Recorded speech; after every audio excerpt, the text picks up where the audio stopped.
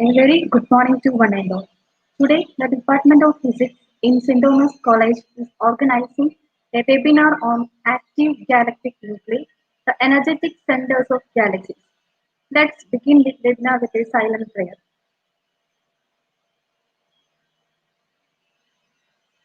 Okay, thank you.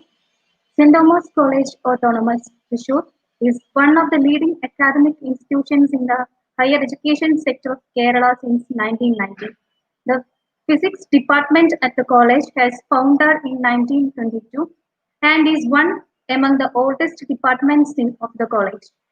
Today's webinar is in the memory of our dearest professor K. S. Raman, who joined in the Department of Physics in 1951. He was the head of the department during the years 1970 to 1981. He has written a number of physics books and he was a popular speaker on science topics. The webinar is instituted by his student, Professor T. R. Vishwanathan, in a honor to him. Professor Vishwanathan is a research supervisor professor in the University of Texas. He spent so many years in teaching research, academic administrations in educational institutions in US, Canada, India. In India, he was a dean at IIT Kanpur. Now, I'd like to introduce today's resource person. Today's resource person, Dr. Vivek M., is a research fellow at Indian Institute of Astrophysics, Bangalore. He has completed his post-graduation and PhD from Cochin University of Science and Technology in collaboration with IUK Pune, and he was postdoctoral fellow at Pennsylvania University, State University, USA, and University of Utah, USA, and in IUK Pune, India. His major achievements are DST Sir Ramanujan Fellowship, Survey Operations Scientist for SPSS4, and QSAR Working Group Co-Chair. Currently, he has planning to join at IIA for the post of Assistant Professor. In this occasion, I would like to invite our head of the department, Professor P.M. Joy, St. Thomas College Thrissur for welcome speech.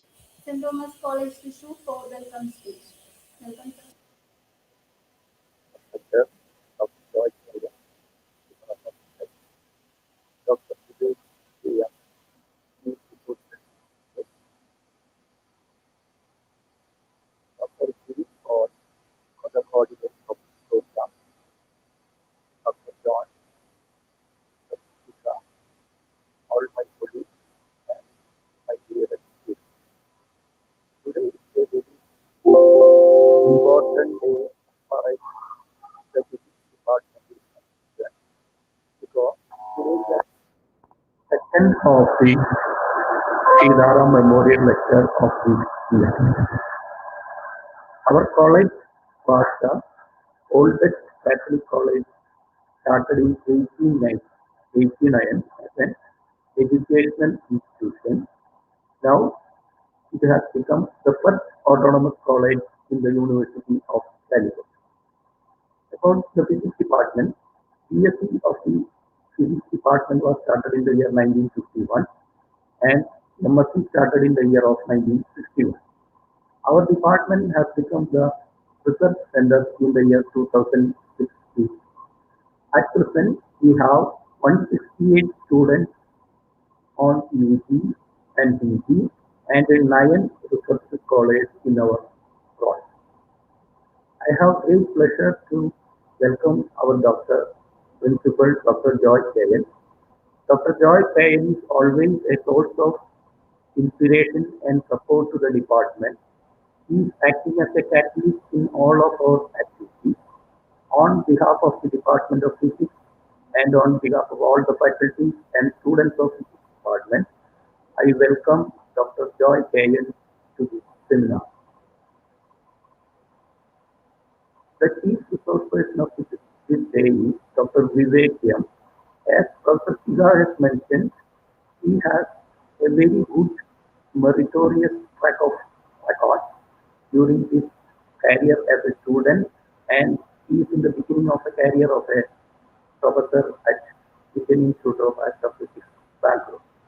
He has won the prestigious DST Sir Ramanujan Fellowship Award, and He has the postdoctoral activities at University of Pennsylvania, University of Utah, and Ayuka. His BSc is from the famous Victoria College of Palakkad, and he has finished his MSc from Kochi University of Science and Technology. He is the apt person to speak on a topic like this. On behalf of the management of St. Thomas College and on behalf of the Department of Physics, I extend a respectful and warm welcome to Dr. Vivek Yam. Welcome, sir. Yeah, thank you. I also welcome the coordinator of the program, Dr. Nees, and all my faculties to this program. They are the source of my inspiration and my support. Everything is given by them to me. That's why I am able to sit in a post like HOD of Physics Department. I welcome my faculties to this program. Once again, as you know, all the programs of the college as well as the department is aimed for the students of the college. Actually, the college stands for the students, not for the teachers.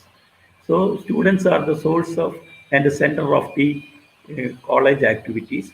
I welcome all the students who have joined in this seminar and appeal them to have a active participation and question section during this seminar. Once again, I welcome all to this program. Thank you. Thank you very much.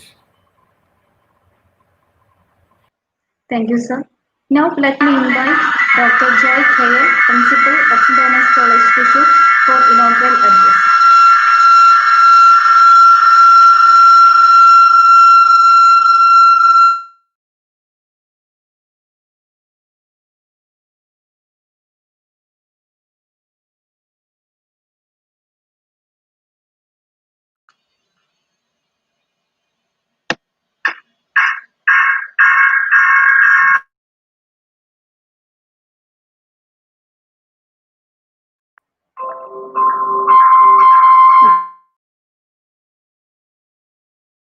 Principal, St. Thomas College, Thrissur, for inaugural address.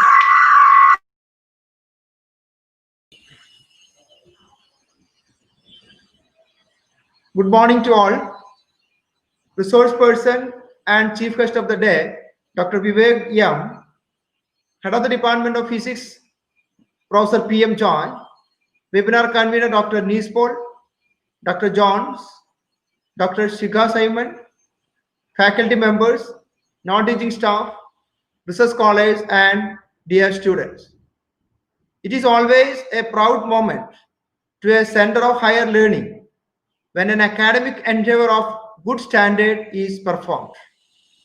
I am very glad to be here as the research department of physics of our college organized a webinar on active galactic nuclei, the energetic center of galaxies. I congratulate Professor P.M. Choi, the head of the department, Dr. Neespol, convener of Professor K.S. Sitharaman Memorial Lecture, and all the members of the staff.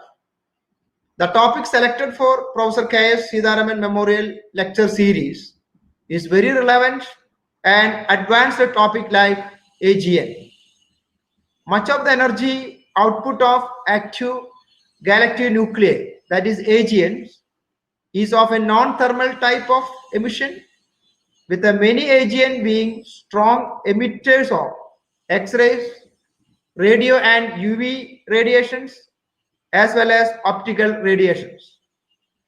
AGNs are the most luminous, persistent source of electromagnetic radiation in the universe, and as such can be used as a mean of discovering distant objects. Today, active galactic nuclei are major topic of astrophysical research, both observational and theoretical. Today we have got a great researcher, Dr. Vivek Yam, a Ramanujan Fellow. He took his postdoctorate from Pennsylvania State University, USA. He has more than 45 research publications in high-impact journals. He has received a number of awards and achievements in active galactic nuclei studies. Currently, he is serving as a co-chair of Quasar Science Working Group in SDSS4. I hope that Dr. Vivek's vast experience in AGN will definitely enrich the participants. I wish all success for this webinar. Thank you. Thank you very much. Thank you, sir. Now let's move on to the resource person, Vivek sir. Audience can type your questions in the live comment box, and link to the feedback form will be available in the comment box later. Vivek sir, please. Okay, thank you. First, I'll try sharing the screen.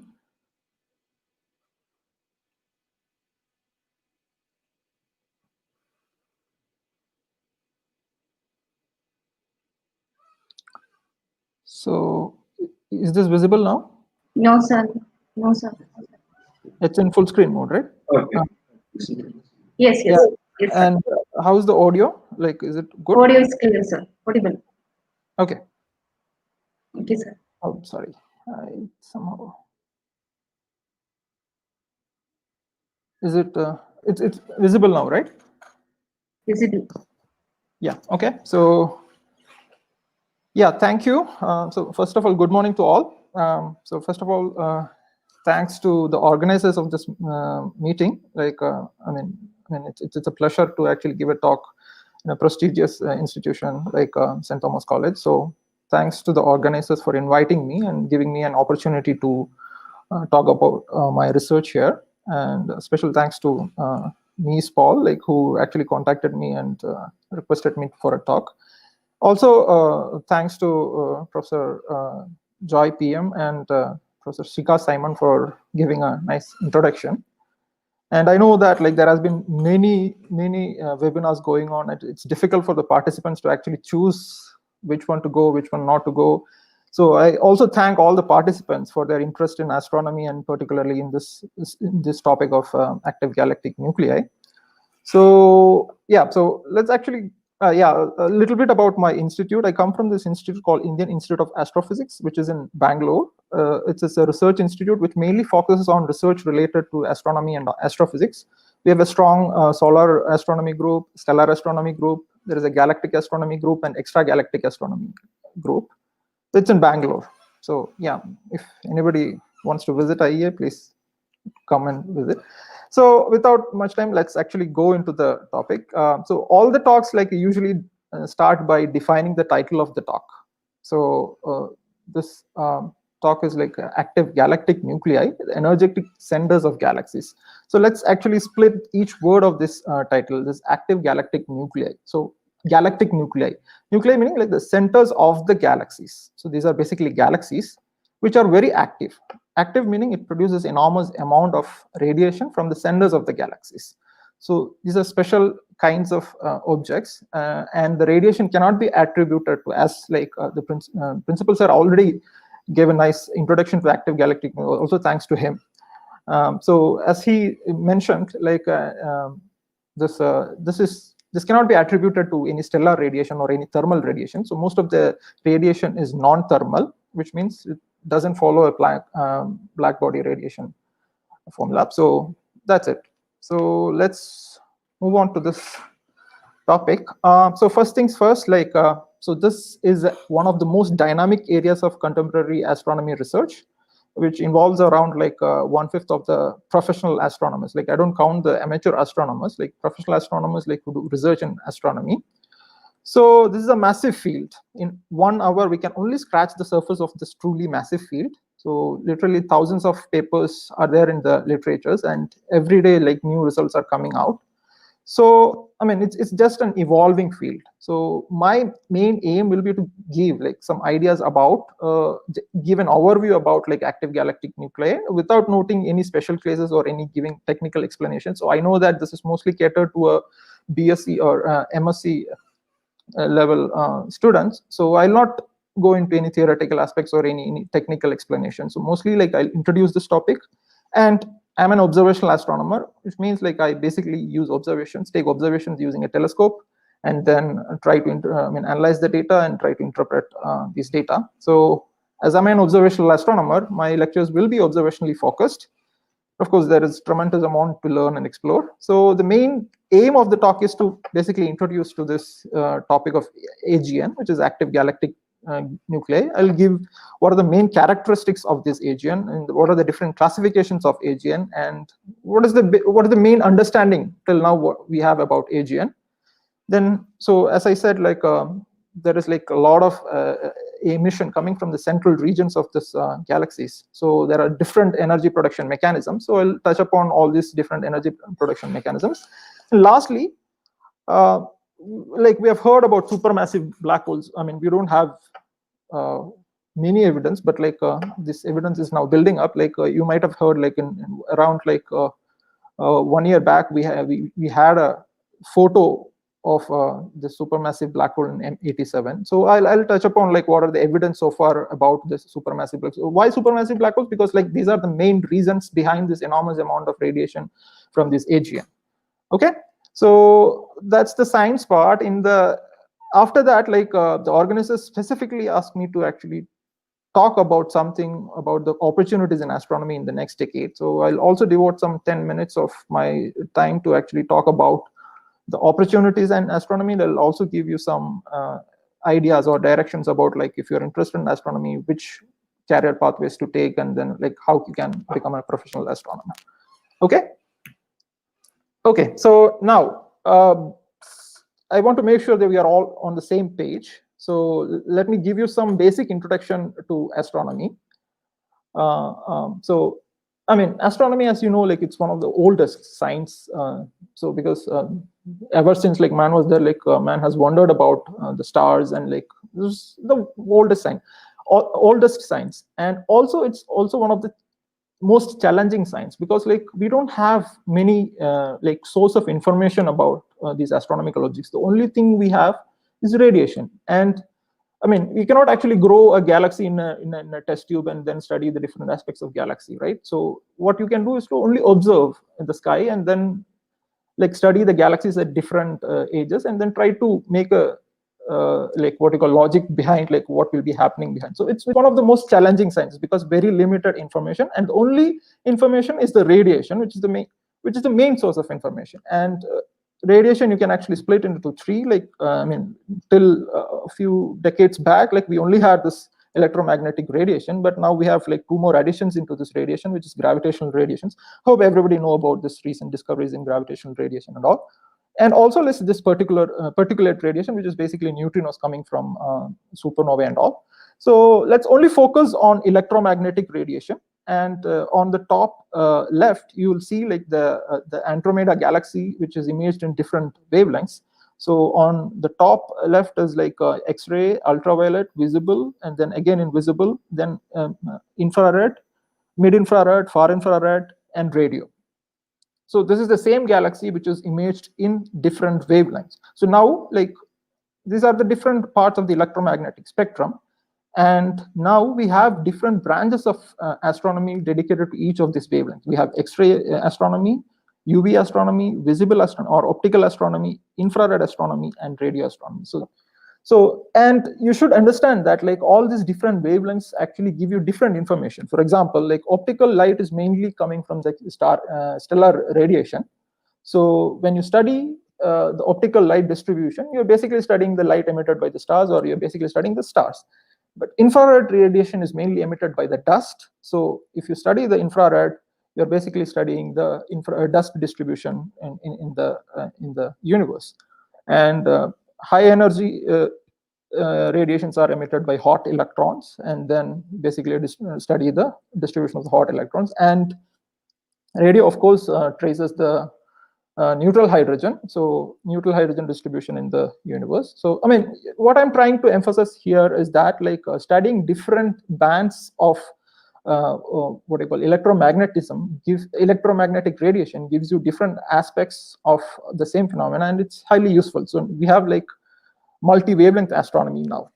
Okay, so the next figure is the gravitational waves, and the third one is like the excess neutrinos that are detected from the supernova emission of 1987A, which is also now a branch of astronomy which is catching up. Okay, Now let's come to the astronomical observables. So, I mean, the only thing, as I said, like is you can detect is radiation, like or photons. So if you study this intensity of this radiation as a function of position, you have what is called this imaging. Like you take a photo, then study the distribution of the radiation as a function of the position on the detected pixel. But if you actually disperse this radiation into different wavelengths and study the intensity as a function of wavelength, then you call it as spectroscopy. And I mean, if you are interested in the polarization, you study the same intensity as a function of polarization. It's called polarimetry. Other thing which has come up is like you can also study this intensity as a function of time, like this time variability of this intensity. You take a image at one time, and then at a different time you also take the image and then try to see like what is different, and then study the distribute or the intensity of this flux as a function of time. It's called timing. So the three figures basically illustrate the three: imaging, spectroscopy, and the timing. Okay, and the last basic introduction which I want to give is that, like, as I said, like there is multi-wavelength astronomy, but there is one important problem here, which is the atmosphere. It's also it absorbs all the UV and high energy rays and protects us from this harmful rays. But in terms of astronomy, it's actually blocking all the useful radiation which is coming to us. So this is the transparency of the atmosphere. You can see that the atmosphere only permits visible radiation. There is a window in the visible radiation, and there is a large window at the radio wavelengths. So what this means is that if you want to do astronomy on the surface of Earth, you have only basically two windows. One is the visible and the radio waves. All other radiations are blocked by the or absorbed by the atmosphere. So if you have to study like this multi-wavelength astronomy in other wavelengths, you basically have to go to space. And you know now that like there are several spacecrafts which are there in this space, like studying different wavelengths of radiation. So only visible, like you would have seen like this optical telescope and also radio telescopes. You won't have seen any X-ray telescopes on the Earth. So basically getting information in the X-rays or gamma rays or UV or infrared, you basically have to go to the space. Okay, so that was the basic introduction of astronomy. Now let's actually come to this topic of active galactic nuclei. So active galactic nuclei are like nuclei of galaxies which are active. So these are basically galaxies with several peculiar properties. So extremely bright nuclei. So which means that the centers of these galaxies emit a lot of radiation. Like centers of the galaxies, you have to actually understand it in terms of the scale of the galaxy. So a typical galaxy scale is like kiloparsec and megaparsec scale. So I hope like you know what is a parsec. It's like 3.26 light years. 1 light year is the distance traveled by light in 1 year. So it's huge. Like a typical galaxy scale is around like hundreds of kiloparsecs or even megaparsecs. But in this case of active galactic nuclei, enormous amount of radiation is coming from the central, like within 1 parsec or so. Like so, this central 1 parsec or so, like is emitting enormous amount of radiation, and so they have an extremely bright nuclei, and they emit in all possible wavelengths. So this is called broadband continuum emission, and they have excessive amount of radiations in visible, UV, infrared, X-ray, radio, and gamma ray. Like all possible wavelengths, you take it, and they emit excessive amount of radiation. And they are all, I mean, not all, like most of them are non-thermal radiation, which means they don't follow the Planck radiation law. I mean, thermal radiation is like anything which is hot, like will emit according to the Planck radiation law. So these are all non-thermal radiation. So I'll come to the details of this in a later slide. Then these fluxes from these sources actually vary on different time scales, like in months, days, and even on year time scales. So yeah, these are the basic properties. I'll come to the details of this in the subsequent slides. Like I have details about all these properties in a later slides. And then they have like emission lines, which are broad and narrow. This is a peculiar property. Usually a galaxy doesn't show any emission line, like only when they have a star formation they show strong emission lines, but like otherwise like a typical galaxy spectrum shows only absorption. And then there are something called relativistic radio outflows, like that is jets like coming from into pole direction. For example, in this particular picture you don't see it. This is obviously not a observed image. This is an artistic rendering of what we understand active galactic nuclei is. Okay, so there is this bright dark spot at the center, and then there is bright emission coming from that. And then like this red emission is like basically lower wavelength light, and then you have the galaxy outside. There is this blue emission you can see there, like probably like that's X-rays and radio jets, which is coming in the polar direction. Okay. Oh, okay. So before going into the details of any of these properties, like I just want to give you a context, like when this was discovered, and then. So early years, like this was known in 1908. The first optical spectrum of AGN, or a Seyfert galaxy, it's one kind of AGN, was obtained by Fath using this Lick observatory as a part of his dissertation. And he noticed that it has a prominent emission lines. And so Slipher actually went on and to get a high resolution spectrum of these sources. This particular source is NGC 1068, or you can also, another name is Messier 77. So this is the closest Seyfert galaxy to us. So Slipher actually went on and get a high resolution spectrum of this particular galaxy, and he noted that this looked like a planetary nebula and has a width of several 100 kilometers per second. And he particularly noticed that these are resolvable and has like 100 kilometers per second. But although this was not in 1908, in the beginning of the 20th century, but like nothing much was done, because like this was the time when like people didn't even believe that like there were extra galactic objects. Like people those times actually believed that like galaxy was our galaxy, Milky Way, was the only astronomical object in the sky. And they were still different, because like it was with the discovery of Edwin Hubble in 1924 that people came to know that there are also other astronomical sources beyond our galaxy. There are several. So this happened in 1908, and Hubble's discovery was in 1924. So people didn't bother much about this. This was a peculiar source, and it was lying there. Like nobody paid much attention to it because nothing was known. Like people didn't even know these are extragalactic. So in 1939, so in between, like Hubble actually made his discovery in 1924 about this extragalactic astronomical sources. So in 1939, Grote Rober, he was a pioneer of radio astronomy. He discovered the first radio galaxy, Cygnus Hei, which has a central core and then two lobes. And why I want to hear, so this was the beginning of radio astronomy. I wanted to emphasize here is that like radio astronomy later on played a significant role in the study of this AGN. So I just want to mark here, like 1939, Grote Rober like first discovered the radio galaxy. Again, is one type of a active galactic nuclei. So in 1943, Carl Seifert actually published a paper, and he actually studied a number of sources which was similar to this what was discovered in 1908 by Fath and Slipher.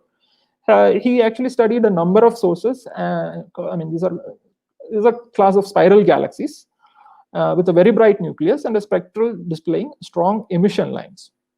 And again, he went on and said that like these are bright nuclei, and then the spectra had strong emission lines.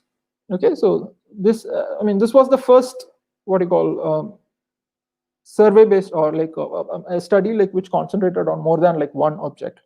So then people realized there are some sources like this, but that nothing much was done, because like people didn't know like what this was. So in 1940s and 50s, like there was like a enormous increase in or interest in the radio astronomy, because like that was the time when the World War ended, and during the World War, like a lot of research had gone into developing this radar technology, and it was basically using the radio signals. And after the World War, like this radar technology was very new, and like many of the scientists actually decided to use this technology to actually study astronomical sources. There was a significant boost in the 1940s and 50s in the radio astronomy. So there were several radio surveys taken, and so there are 3C, third Cambridge survey, and then 4C Cambridge survey. These were surveys in radio astronomy, and they actually discovered a lot of these sources which are like distributed not on the galactic plane, above the galactic plane. And when you take the optical spectrum of all these radio sources, they also look like stars. Okay, so they noted that.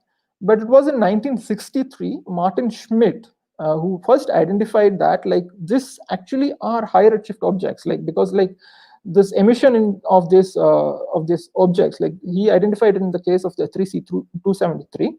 This is an astronomical source. He identified that the emission lines correspond to the hydrogen, but like which are redshifted to a higher wavelength. So which basically means that very distant objects, and they are very luminous, because since these are very distant and if you can observe it, this must be very luminous. So I just want to give you what you mean by a redshift. So redshift basically means like since these are very distant objects, so when they emit, by the time it reaches the observer or you, the universe would have expanded, and this actually stretches the light to longer wavelengths. Basically, like if it is a blue light, you'll see it is in the red light. So this is the phenomenon called redshift. So so what it means is that if there is an emission line in the lab frame, it has some wavelength, but when you observe it, it will be stretched to the longer wavelength, which will be like higher. So redshift basically means, this is the equation for redshift: lambda observed lambda emitted divided by lambda emitted. So if you measure the redshift, the higher the redshift means you are looking more distant and distant objects. So this was first realized by Martin Schmidt in 1963. But since nothing much was done before this, people actually call these as quasi-stellar objects, because like this look like stars. Like if you take an image of an AGN, because this has bright nuclei, you cannot see the galaxy at all. So it look like bright nuclei. So it look like stars, but these are not stars, because it has an emission spectrum, just a spectrum which is different from a star. So they call these objects as quasi-stellar objects, or since the radio astronomy also played a major role, so since these also had radio emission, people call it as quasi-stellar radio sources or quasars. Okay, so AGN has a different name, is another name which is called quasars.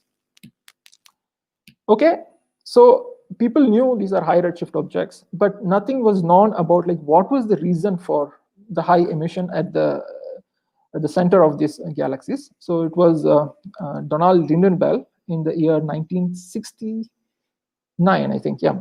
In 1969, he actually proposed that actually there must be a huge black hole which is sitting at the center of these galaxies, and it might be accreting a lot of gas, and this accretion will be the main reason for enormous amount of radiation at the centers of this galaxies. He gave this idea in the year 1969, and that's we still think that that's the main reason for.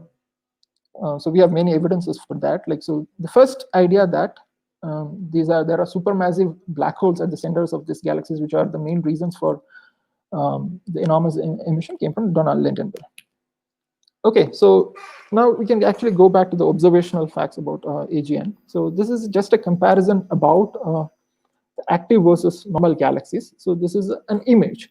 So in the central, what you see is a normal galaxy, NGC 3277. You can see there is a large amount of radiation at the center, but this is not due to, this is not the AGN phenomenon. This is because like there is a density of stars at the center is much more higher than compared to the outer region. So you of course have more radiation from the center. But if you compare the figure on the left, Seyfert galaxy NGC 5548, it looks similar. There is a galaxy, but it's much more emission from the center. And how you know that there is much more emission is because of the, like, you can see the diffraction spikes at the center, like this 4 like cross-like structure at the center, which basically means there is enormous radiation which has saturated the detector, and then the detector is bleeding in this direction, and like this is basically a diffraction effect. So yeah, so which means that there is much more enormous emission coming from the center. But so this Seyfert galaxies are low luminosity AGN, and the high luminosity AGN are called, like, I mean, now they are termed as quasars. So if you take an image of a quasar, that's what you see in the right. You don't see the galaxy at all, because like the emission coming from the center, like outweighs all the light coming from the galaxy. So you can't see any, because the contrast is much low here. Like, I mean, there is enormous emission coming from the center, and there is, compared to that, there is less emission coming from the galaxy. So you don't see the galaxy at all. Okay, so this is, so which basically means like you're seeing a circle. The circle corresponds to the point spread function of the telescope. I mean, any point object on the sky will, so I know, like you have studied about this Aries disk. I mean, if you're using a circular aperture, like there is something called the Aries disk, like the diffraction. So you cannot resolve anything smaller than that. So this circle that you see at the center is basically the point spread function, which corresponds to the Aries disk. Because like if you use higher and higher, larger and larger aperture telescopes, this disk will be lower, and then so a PSF basically, I mean, if you detect an astronomical source which corresponds to the PSF, like point spread function, which basically means it's a point object. So all the stars will be a point object. But I mean, this is how we actually differentiate a galaxy and a star, because like galaxies will be extended objects, so they'll have emission like beyond the PSF, but the AGN and stars have like PSF like sources. Okay, now comparing the spectra. Okay, so on the left I have the spectra of a typical galaxy. Like you can see, like there is a continuum emission on top of which there are several absorption lines. You can never see, I mean, there are some kind of galaxies which show some emission lines, like when there is active star formation happening, like then you can see emission lines. But typical galaxy doesn't have emission lines, so it will have a lot of absorption lines. And then another characteristic is 4,000 angstrom break. Like at 4,000 angstrom, there is a significant break in the spectrum energy distribution, mainly because, like I mean, all the metals in the galaxy absorb all the high energy photons, and you don't see any, like there is less photons in the UV range. But as compared to that, if you take a spectrum of a quasar, I mean, it has a power law continuum. It looks totally different. Okay, so it has a power law continuum, which is given by the dashed line. So there is a power law continuum, which goes by the equation like lambda to the power of minus alpha. Then on top of that, we have several broad and narrow emissions. So this is totally different from a galaxy spectra. Okay, we have broad and narrow emission lines. And coming to the broadband continuum, like a typical Seyfert or an active galactic nuclei. So the red one is the emission, like a spectral energy distribution of a quasar, and below that you can see a normal galaxy SCD. So you can see that like a galaxy typically emit close to the UV and optical wavelengths. I mean, they don't have significant emission in the radio or in the high X-rays, but or in the infrared. They have some emission in the infrared, but they don't have enormous amounts. But if you compare it with the active galactic nuclei, you can see that like it has emission all throughout the electromagnetic spectrum, like optical. And they also have like high amounts of radiation, even gamma rays, X-rays, infrared, and then even they have a significant radio emissions. This is a comparison of the broadband component. We'll come back later, like to understand like, what is the different radiation mechanisms which contribute to this broadband SCD. Another particular characteristic of this agent is their variability, like the flux variability. So as I said, like if you compare two images taken at different times, and then compare the flux between these two images, or even take a spectra, then compare the spectra between two times, you will see significant variations in the flux, like on the time scales of like months, days, and even years. So quasars and Seyfert nuclei have long been recognized as variable, and they change flux on timescales of months to years.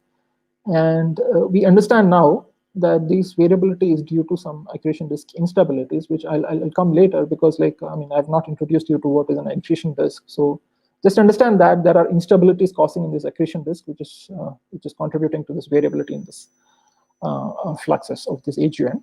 And so surveys find that around 80 to 100% of AGN are variable. So this is actually one of the selection criteria for differentiating between a galaxy and an AGN, because if it shows variability, then it's more likely to be an AGN than to be a galaxy or a star. So okay, and on the right, I've shown this flux variability in 3 different bands. One is in X-ray, UV, and visible. So I forgot to mention, it shows variability in all electromagnetic spectrum, all wave bands in the electromagnetic spectrum, X-rays, UV, visible, and there is some connection between these two.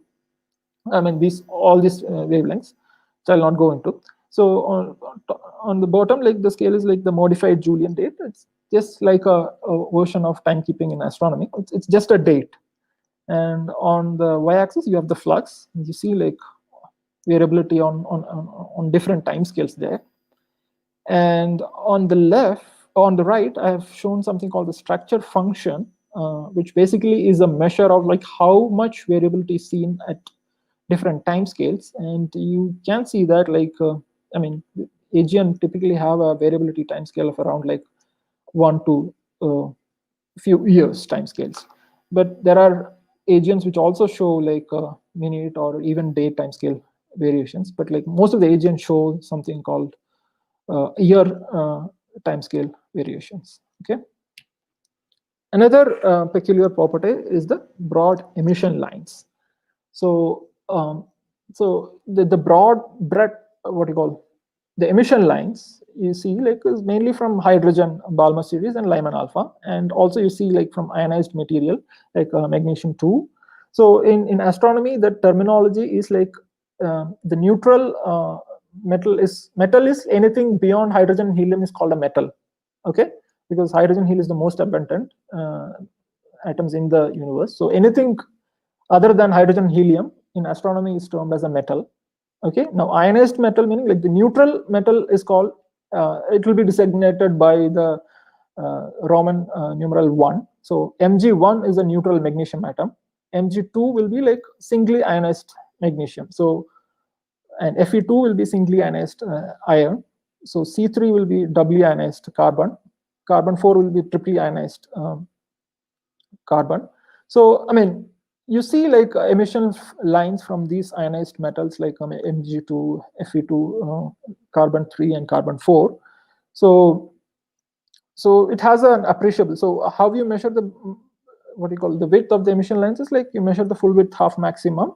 So you first subtract out the power law continuum, and then you fit some Gaussian lines and measure the full width half maximum of these emission lines. They come out to be very high, around 2,000 to 10,000 kilometer per second. And typical galaxy don't have that much. Okay, the width is typical of a few in a galaxy is around a few hundred, 100 kilometer per second. So in an AGN, this comes out to be 2,000 to 10,000 kilometer per second. So if you measure the width, you can always associate it with the velocity, because your delta lambda by lambda is basically, crude it's the Doppler velocity. So it's the delta v by c, which means they have a velocity. So the gas which is moving, which is causing these emission lines, are moving at a velocity which is much higher than what is expected in a galaxy. They're moving with around 2,000 to 10,000 kilometer per second. Okay, so this is one peculiar feature. So if you can see the figure, so there are several broad emission lines there.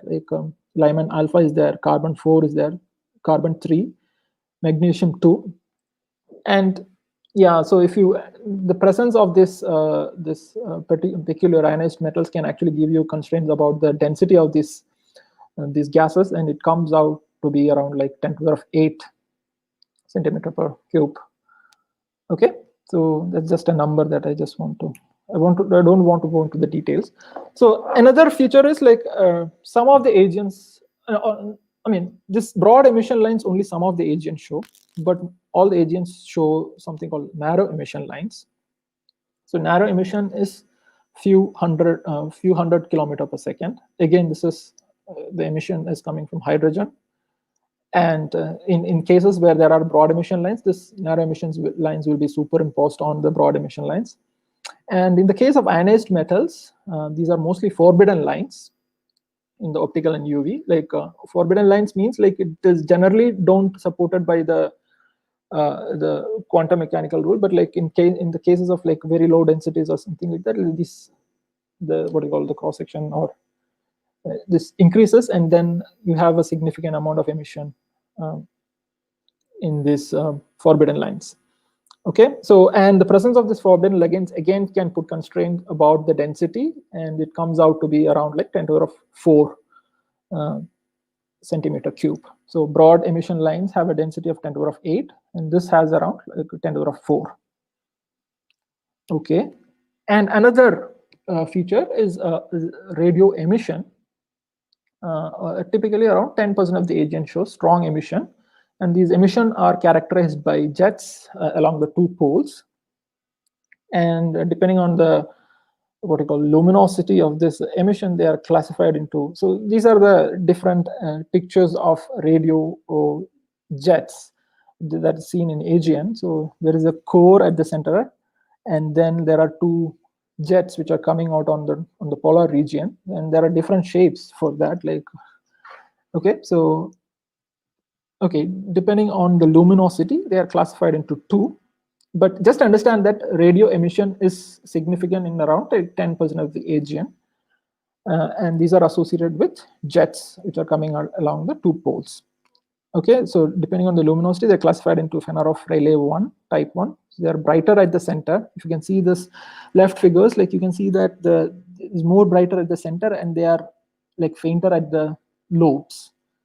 But if you see the other second on the images on the right, you can see that there is a bright core at the center, but then in the limbs, the jets are not brighter at the limbs, and then the lobes, if you see, like they are much more brighter than the jet. What do you call it? The center region. Okay, and there is a rough classification of 10 to the power of 32 L per second if you want to classify them into two. Okay, so these are the properties of AGN, and now I want to actually go into the classification of AGN. So based on luminosity, they are classified into Seyfert galaxies, basically low luminosity AGNs, and where your nucleus luminosity is comparable to the galaxy and mostly seen in spirals. In the case of quasars, the luminosity of the nucleus is several hundred times than of the galaxy, and these are mostly seen in ellipticals. And again, the presence of emission lines, they are classified into type 1 and type 2. So if both broad and narrow lines are present, they are termed as type 1. And I said like only some of them show broad emission lines. So if there are no broad emissions, only narrow emission lines are there, they're termed as type 2. Then again, radio emission I've already discussed, like, okay, broadly, only 10% of them are radio loud. And so radio quiet and radio loud. Radio loud is again divided into two, FR1 and FR2, which are, one is limb brightened and the other is edge brightened. Then again, flat spectrum, depending on the spectral index of the radio, they are classified into flat spectrum. So just understand that there are several different classifications of AGN. So this is mostly now a matter of semantics. So we now understand that these are not different classes of, I mean, there is nothing physically different between these two, all these different classifications. Another slide which basically shows, I mean, classifies them into a table. I mean, you can classify them in terms of radioluminosity, emission lines, and then luminosity. The same slide as what I showed earlier, but like nicely arranged into a table. Now, so I have introduced you to the different classes of AGN, Seyfert 1. Seyfert 2. Seyferts are basically low luminosity agents. Quasars are high luminosity agents. Then Seyfert 1 meaning it's a type 1 Seyfert, which means it shows both broad and emission lines. Type 2 is only shows narrow emissions. It doesn't show any narrow broad emission lines. Then there is a radio loud and radio quiet AGN. So now we have something called this unification model, AGN model, which means that the different classes of AGN are different manifestations of the same phenomenon. There is an AGN, it is an AGN structure, but depending on the viewing angle or the orientation, how it is oriented towards us, we see the different different manifestations of the same phenomenon. So this is just, you might have heard the story about this blind man checking out an elephant, and then depending on like where you actually identify it, like people identify it as a spear, as a snake, as a tree, as a fan, so it's basically like the different perspective. Okay, so this is the structure of the AGN that we have now. Like at the center there is a black hole, and then it accretes gas. So there's gas flowing into this black hole, and there is an accretion disk. Like it has to form an accretion disk when the gas has to fall into this black hole, and then this accretion disk emits a lot of emission, and around this there is a torus. There is a dusty torus which emits the infrared emission. So the most of the what you call the optical emission is coming from the accretion disk, and then there are several clouds distributed there. Like there are several black dots which are distributed close to the accretion disk. These are nothing but broad line region clouds. These are the clouds of gases which absorb the light from the accretion disk and then re-emit. So re-emit meaning like in emission lines. These are the ones like which are responsible for the broad emission lines in the quasar spectra. And then far away from this, you can see several other purple circles, like which are narrow emission line clouds.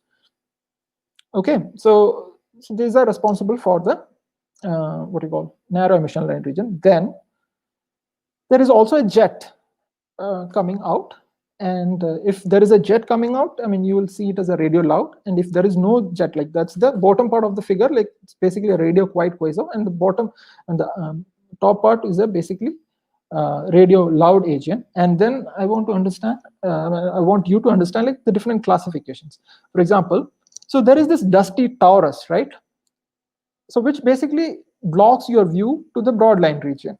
So if you actually see the AGN edge on meaning like, there is this donut shaped thing, and then inside this you have this broadline region clouds.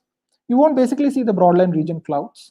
So you won't see any broad emission lines in your spectra. But even then, like this narrow emission line regions are distributed far away from the dusty torus.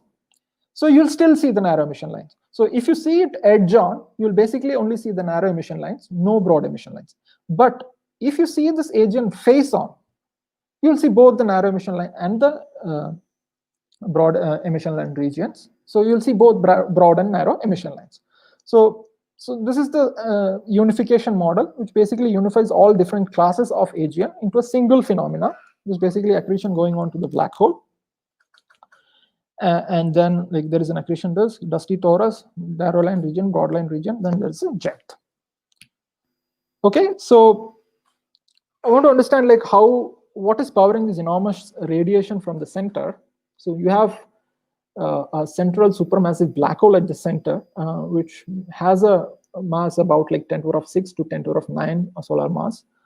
And you have to understand that a stellar black hole that you have heard probably is around a few hundred solar masses. Like this is like 10⁶ to 10⁹ solar masses. These are huge, enormous amount of mass in these black holes. And there is infalling gas, and this forms an accretion disk around this black hole.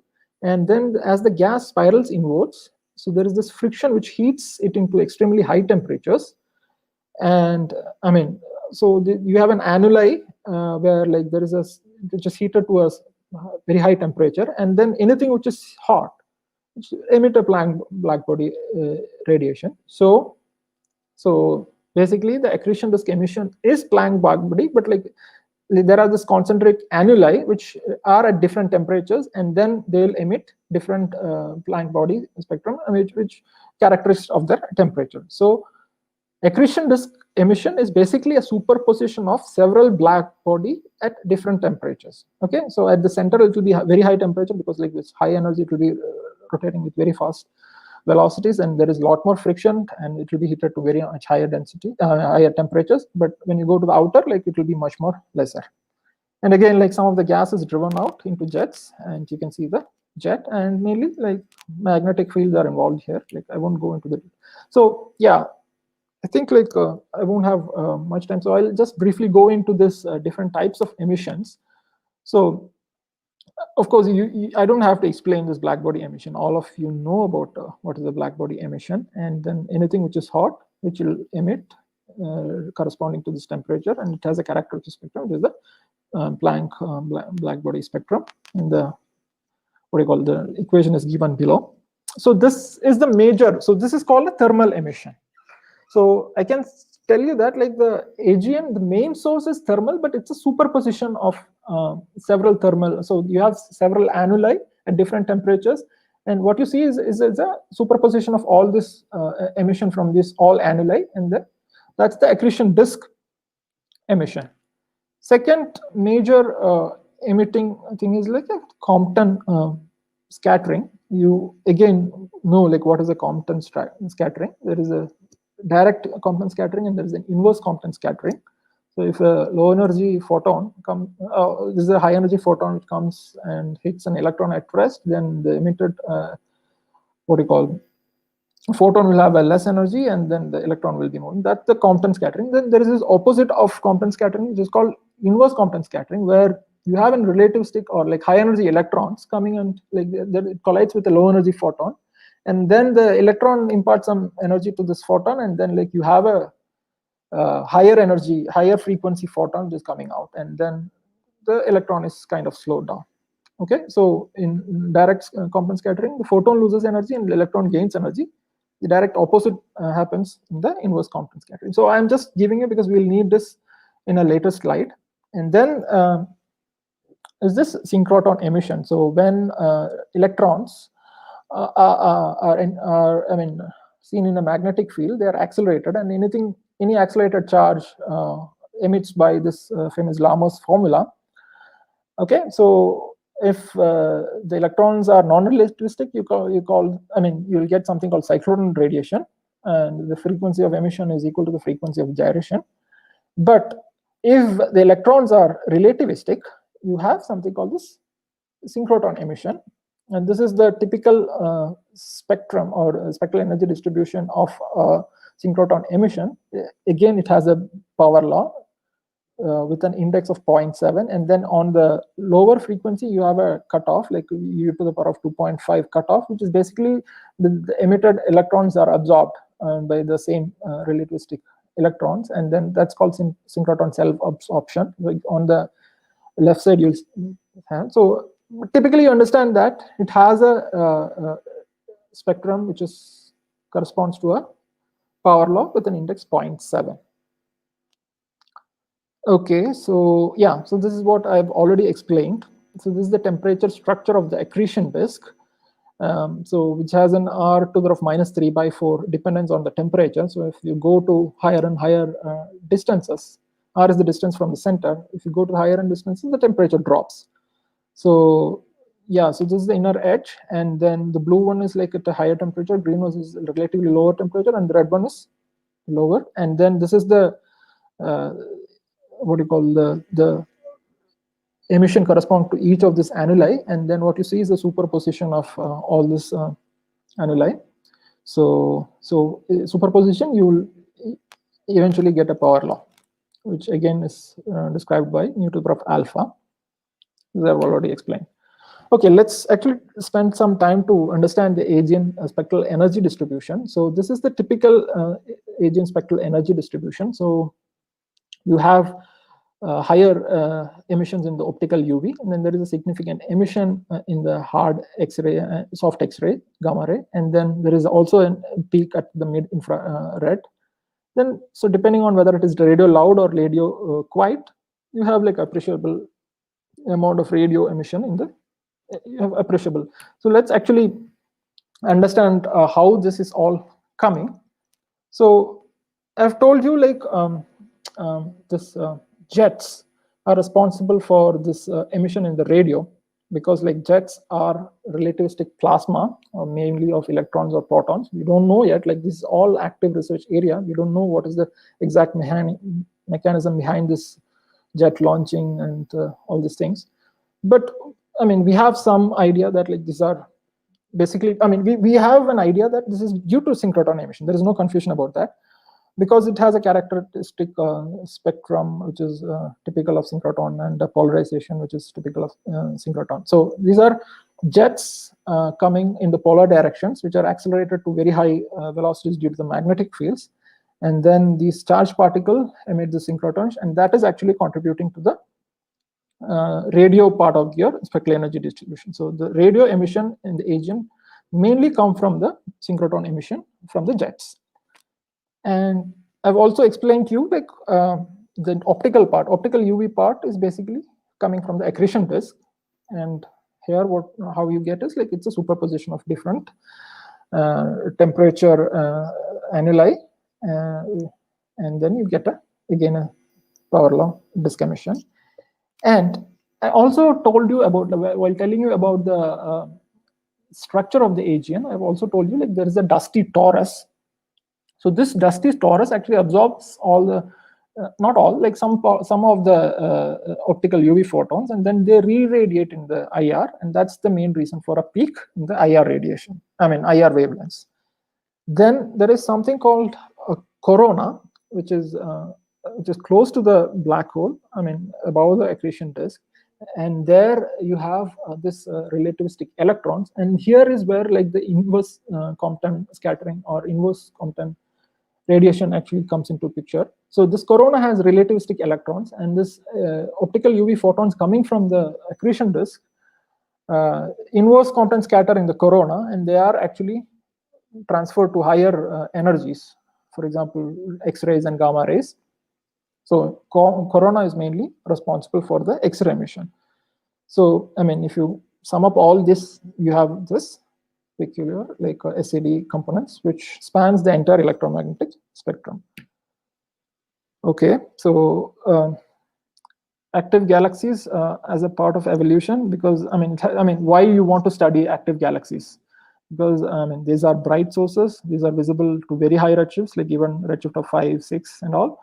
So I mean, one thing is you can also study like what is in this. Since this is a bright source, I mean it will absorb in light from these sources. Anything in between will absorb light and will produce an absorption line. So if you study these absorption lines in the quasar spectra, you are basically studying whatever is present in between this quasar and this thing. So these are what you call very useful sources to have, like especially to study cosmology and very high redshift, galaxy evolution and all. So how this AGN comes about, like what is the role it has in the galaxy evolution is like there are, so I mean there is something called hierarchical galaxy formation, which basically means that like smaller galaxies merge to form higher galaxies, and they further merge to form like even bigger so this is a hierarchical galaxy formation. Now when two smaller galaxies merge, so there is a funneling of a lot of gas to the center of this galaxy, and then it actually triggers a black hole at the center, and then it triggers a quasar at the center. And when so it goes into the quasar phase. Now it undergoes further mergers, and if it undergoes another major mergers, or if it undergoes another merging with another quasar, then it will eventually become an elliptical normal galaxy. But if this quasar undergoes a minor merger, and then it will become a spiral galaxy, and then it will have a quasar core at the center, but it will retain all the spiral galaxy features. So it will be like a Seifert galaxy. Now, when the quasar runs out of fuel, so this central emission from the central regions will switch off, then you will see what is a normal galaxy, either elliptical or a Seifert galaxy. Okay. Okay, so I have some slides about like do we have supermassive black holes at the center of this galaxy. So I'll quickly go through this. Probably, I mean, if time doesn't permit, like we started 10 minutes late. So, I mean, anyway, so this is what do you call so this is a project taken up by this Keck telescope team to monitor the central regions of the Milky Way. This is called Sagittarius A. So what they did was they took a high resolution telescope, which is basically Keck, and then like started monitoring the stars, the motion of stars at the center of these galaxies. And what you can notice is that all these stars go around a invisible mass, because like they have an orbit, but there is nothing at the center. Like all of them go in an orbit around some central massive object. And you can actually measure the orbit parameters of this, and then you can basically measure the period and then the semi-major axis. Then if you actually put it in the Kepler's third law, you can measure the mass of the central object around which the stars are going around, and this comes out to be around 10 to the power of 6 solar masses. So there is something which is very compact at the center, like, and then there is enormous amount of mass enclosed in this small space. And so you can only explain this with a black hole. So this is the first detection of or indirect evidence of a black hole at the center of our own Milky Way. So it doesn't emit any radiation because it's now a dormant. So it is not in the quasar phase. So there is a supermassive black hole. It has eaten up all the fuel which was available to it. So now it is no longer accreting any matter. So it doesn't produce any accretion disk emission. So you don't see it in the optical light, but there is indeed a black hole mass. So same thing, like so there is something called maser. Like these are similar to laser, light amplification by stimulated emission of radiation. This happens in the microwave. It's called microwave amplification of. So when you have two energy levels and then there is a photon, I mean, you basically have to have an inverse population inversion there. And then there is a photon which has an energy difference equal to the energy difference of this level. Then there is this stimulated emission happens, and then you basically get emission lines. So water is one such object which has this amazing action. So distant galaxies. So people have detected this maser emission, and then so they actually have what you call measured the velocity. So if you measure the emission lines, you can basically get the velocity of this, because like the width of the emission line basically corresponds to the Doppler broadening and then corresponds to a velocity. So if you measure an emission line, you can basically measure the velocity of this gas. Or okay, so they measure the velocity, and they also can measure the relative distance from the center. So if you have these two parameters, you put it in a simple assume that there is a Keplerian orbit of this gas happening, and then you put it these two parameters and then basically measure the mass, and this comes out to be around 3.9 to 10 to the 7 solar masses. So using masers also, people have found there are supermassive black holes at the centers of galaxies. And yeah, so just as we did for stars, like you cannot actually resolve the stars in very distant galaxies. So what you can resolve is like, I mean, you can follow the gases motion around this distant galaxies. And again, like you may take a spectrum as a function of the distance from the center, and then using the spectrum, you measure the velocity. And you can as mentioned earlier. So earlier I said like a maser emission, this is like normal using any other O3 line or whatever emission line available in the spectrum. You can actually map out the mass of the supermassive black hole. So this is for M84, it is 10 to the power of 8, and M87 it comes out to be 10 to the power of 9. Okay, there is another technique called reverberation mapping. Okay, so I told you like quasars are variable in their fluxes, so they show different time scale of variability. Okay, so let me actually go directly to the equation. So I mean, I'll tell you what is the logic behind this reverberation mapping, or basically introduce this technique. So you have this central emission coming from the central regions of the AGN, which is basically accretion disk emission, and then you have this broad line region clouds, which basically absorb these emission and then re-emit. Okay, now if there is a variability in the central source, and if the same variability will take a light travel time to actually reflect to get reflected in the emission line light curve. So if you actually make two light curves, one of the continuum and one of the light curve, you will see basically a lag in the light curve, because like any variability at the center should actually travel. Light travels a certain time to actually reach a certain distance. So there is a light travel time lag corresponding to the emission line light curve. So basically measure these two continuum and line light curves, and then if you cross correlate and find out the lag between these two, for example, like on the bottom left, I have shown two light curves. One is on the continuum and another is on the emission line. You can see that it basically the emission line follows the continuum but with a lag. And if you cross correlate these two light curves, you can basically find what is the lag which is corresponding to the light travel distance between these two. And if you measure the lag, you get the distance between the broadline region and the central emitting region. And then you can also, from the spectrum full width half maximum, you can measure the velocity, put it in this equation, and you will get the mass of the black hole. So right now we have like several. So this is a direct, technique for measuring the black hole masses, and like we have around like 150 sources like where we have directly measured the masses of supermassive black holes. And last year we we also did this first image of a black hole using this Event Horizon telescope. So it was in news, and I hope like you all followed that. This is the first image of a black hole where we have directly imaged the shadow of a black hole. This is the shadow caused by the black hole as the bright accretion disk material is bent around the Event Horizon. Okay, yeah, so this is measured in M87, and the black hole mass comes to the average 6.5 into 10 to the 9 solar masses.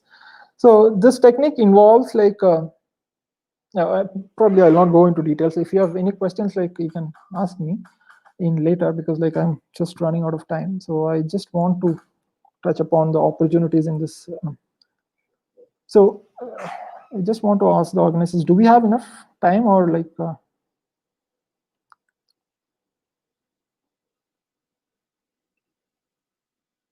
can I continue, or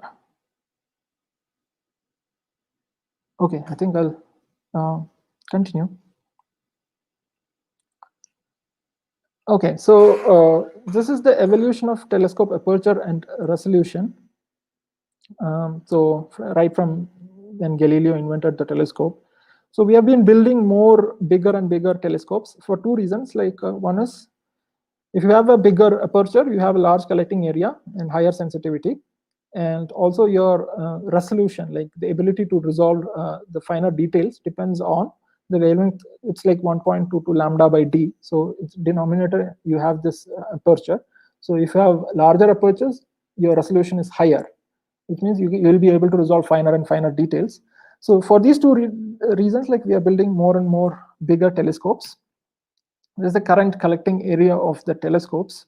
Right now we have around VLT, which is around 8 meter telescope, and then Keck, a 10 meter class telescope. Then this is the current collecting area. These are all in the top row. We have like 4 meter class telescopes, but right now what we have is around like 10 meter class telescope. Okay, so current large telescopes are around 10.5 grand GTC. Then there is a SALT, Gemini, there is a VLT, there's an array of 4 telescopes of 8 meter. Then Keck telescope has 2 telescopes with 10 meter aperture each.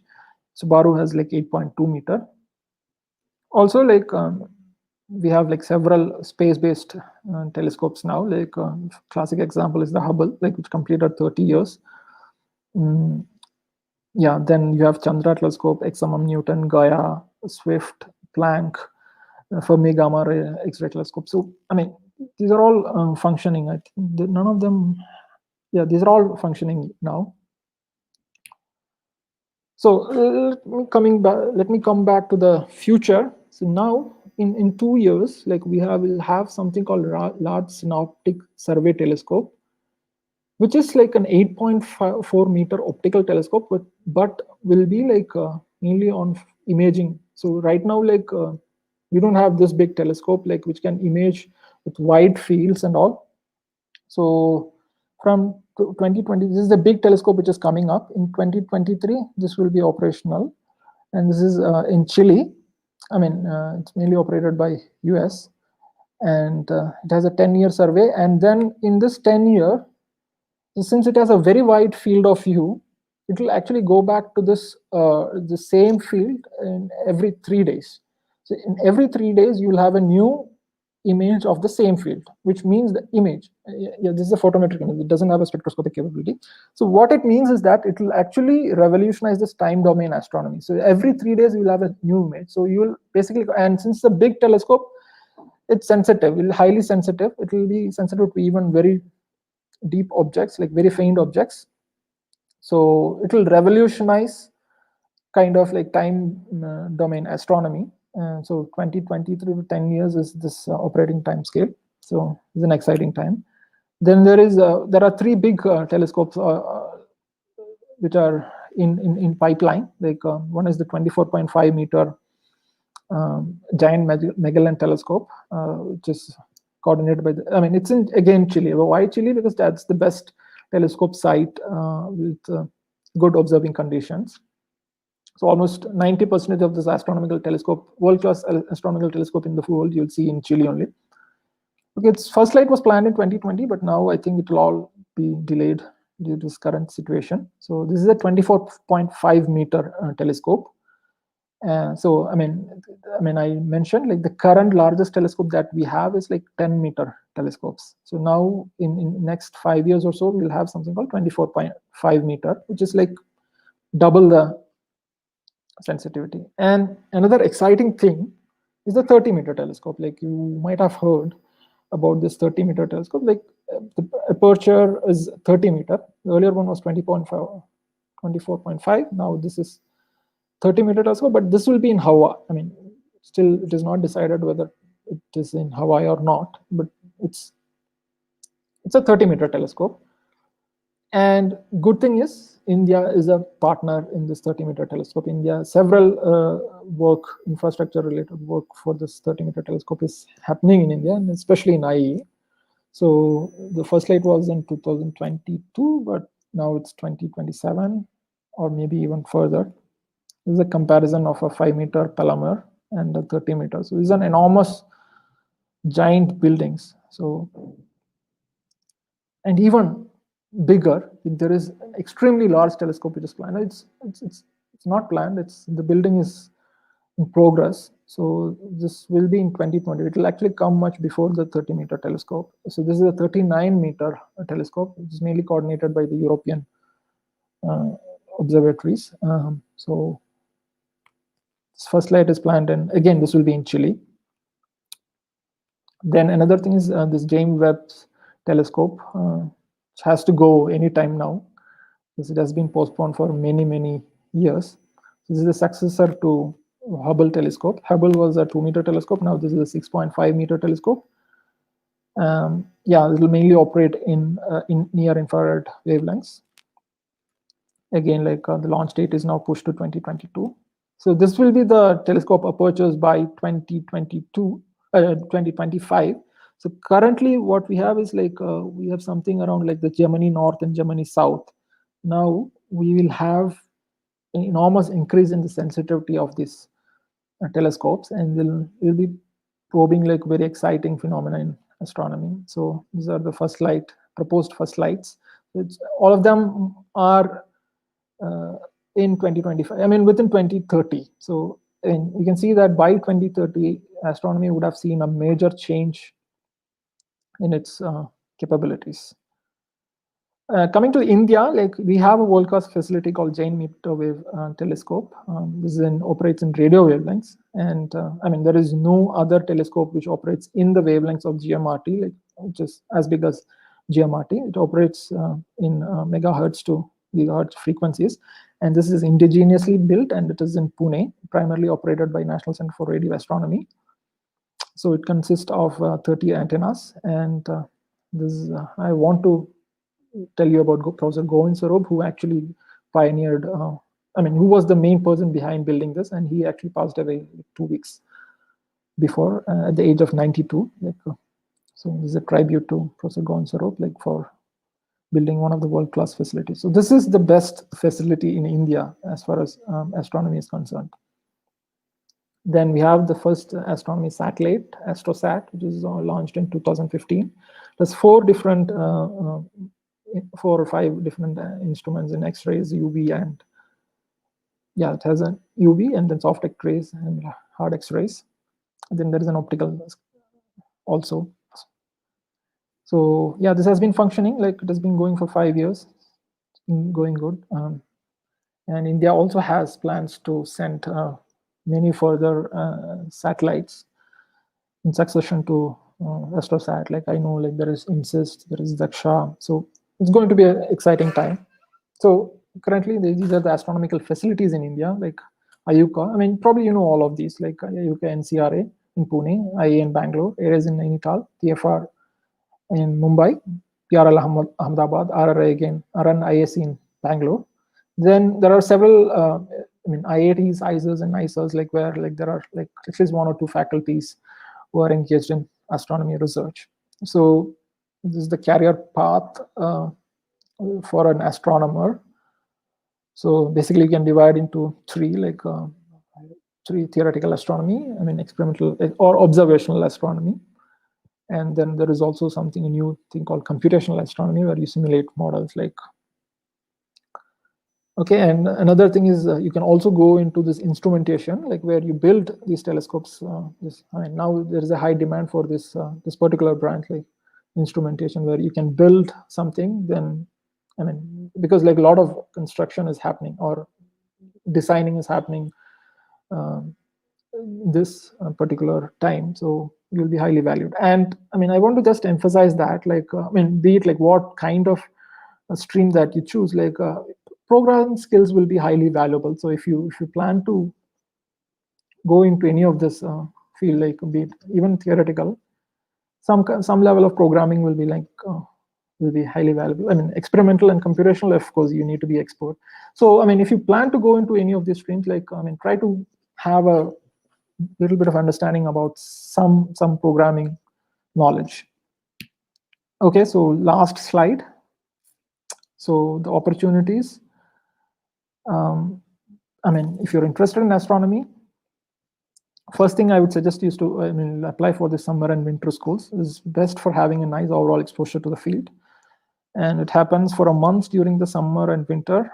And I mean, almost all the research institute have this summer or winter schools going. So typically the applications for the summer are invited in February. And I mean, you go to the website of each of these institutes, and then there'll be details about this. Like, I mean, I've given the link for the IAP. And another thing that I want to emphasize here is this visiting student internship programs. So IA has a very strong visiting student internship program, like where like students are encouraged to apply for this. I mean, they are typically called for applications are called, and then students apply. And if you're selected, I mean, it runs throughout the academic year, and you'll be given a stipend of 10,000 per month, and you'll be allowed to work with the faculty in IA for, I mean, our time, like, I mean, it can run up to 6 months. Okay, so it will be fully funded, and it is applicable, I mean, even for your college project. Like if you want to do your college project, and then you should try out this option. Like this is applicable for pre-final or final year BE Tech, MSc, MPhil, MTech, and I mean, they can take it for their final year project work. Also, and if you complete your degree and within 6 months also, I mean, if you want to do a project, you can apply, but typically they don't encourage after 6 months. So, I mean, if you have completed your degree and then kind of like want to explore like how research is, I mean, I highly encourage you to apply for one of these programs. Of course, then if you're very much motivated, you can opt for like PhD programs, like 5 years, inclusive of coursework. Now the fellowship is around like 31,000 per month and 35. And the admission is through JEST, GATE, or CS. I mean, typically the candidates are called for interview. I mean, based on JEST, GATE, or CSIR. I mean, I think all of you know these things. Like, but also watch out for, like, there are institute entrance examinations for many of the astronomy institutes. Like, for example, IE, IUCA, NCRA, PRL, TFR, and ISC have their own institute entrance examination. So, I mean, you can also write one of these entrance examinations and get selected. And then, yeah, that's finally, there is also a joint astronomy program of IAC. So where if you're selected, you can work in any of these 3 institutes, IARR and ISRO. So yeah, that's it. Thank you, sir. A very informative session. There are some questions in the comment box. Yeah. What is the best model to explain variability problem of active galactic nuclei? Yeah. So so this is because of the instabilities coming from the. I just briefly mentioned about it, like because like you have this accretion disk, right? So accretion disk, what happens is like you have matter which is falling onto it, onto the black hole. And I mean, as you approach the black hole, I mean, since there is this angular momentum, it has to be conserved. So if you reduce the radius, your velocity has to increase. So it will start rotating in even higher and higher velocities. And what happens now is there is some disk instability. I mean, when it approaches high relativistic, what you call velocities, some instabilities in the disk can actually halt or like increase the accretion, and then this can actually lead into some form of variability in the. So any instabilities in the disk is mainly thought for the reason behind the variability in the because it's a high energetic phenomena and there is a lot of high velocity mechanisms happening there. So yeah, I think I've answered the question. Yeah. So is there Okay, sir. Next question. Most of the normal galaxies have supermassive black hole at the center, not outside. Why? Sorry, most of the galaxies have? Most of the supermassive black hole at the center, not outside. Yeah. Why? Yeah. So this is because like I mean it requires a lot of gas for forming a supermassive black hole, and this are only possible like when there is a galaxy merger or something happening. So you cannot actually, I mean, you can stellar mass black holes happening outside the galaxy, means I mean from the outside the center of the galaxy. So so there cannot be. So the main what you call explanation would be like you require enormous amount of gas flow into the center of this galaxy, and this is mainly possible when there is a merger happening. Then there funnels a lot of gas into the center of the galaxy. Then only a supermassive black hole can form. So the answer is there is not much gas available outside the galaxy to form a black hole. Yep. Next question. How can Faraday rotation measuring AGN jet change its sign? So Faraday rotation is how can Faraday rotation? Yeah, so I didn't touch anything upon Faraday rotation. So it's basically used for measuring the magnetic fields. So you basically measure the Faraday rotation in these jets, and then you'll get to know like what are. So that's one of the reasons like why we know like heavy magnetic fields are involved in these jets. So I mean, what was the question like? How can Faraday rotation?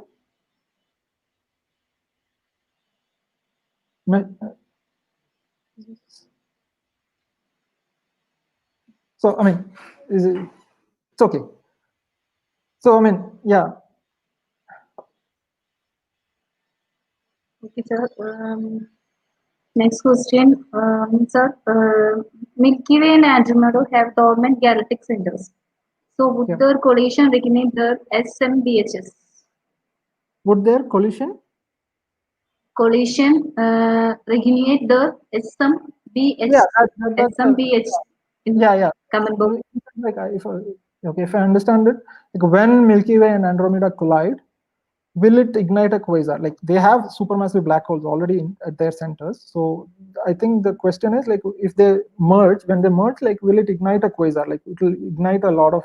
That's quite possible. Like if there is a lot of gas inflow in the center of these galaxies, and if there is a accretion disk which can form around the center of the supermassive black holes, of course it can go into this quasar phase or bright energetic emissions from the centers.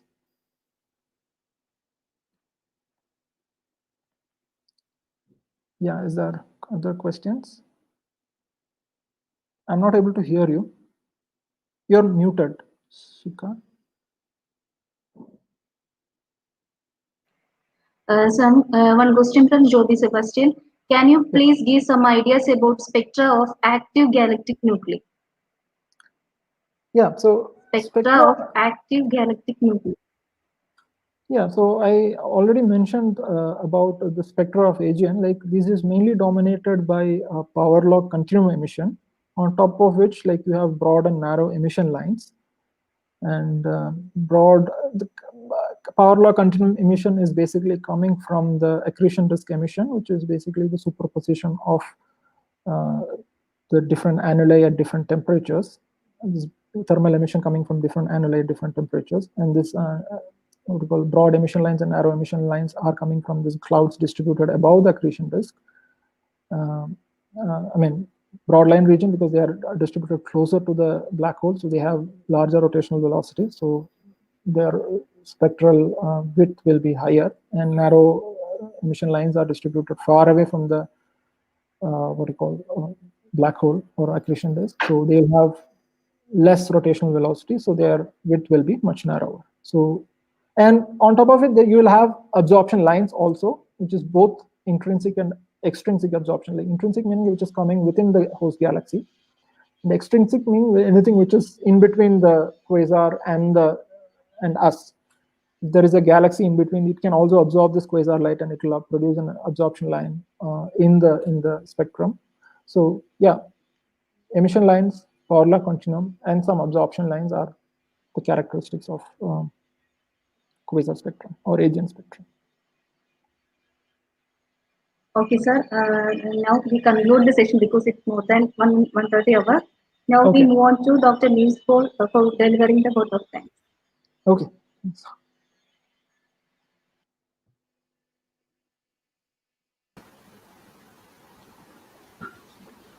First of all, thank you, Dr. Vivek, for this wonderful session and for this information you have contributed for the students who are interested in astrophysics.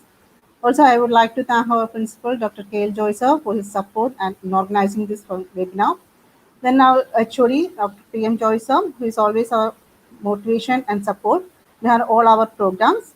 Now, I would like to thank all the faculty members of our department for the support in the conduction of this webinar, especially John Sir and Professor Shiga for moderating and for the technical detailing. And also, I would also like to thank all the participants who have actively participated and asked questions put questions in the chat box and for their queries and interactions. And it's also know we have 1 hour session, and this becomes 1.5 session. So I will not extend my thanks for a long. Also, I am thanking everyone present here for this program webinar. And I also kindly request you to fill the feedback form available in the chat box. Thanking you once again. Thank you.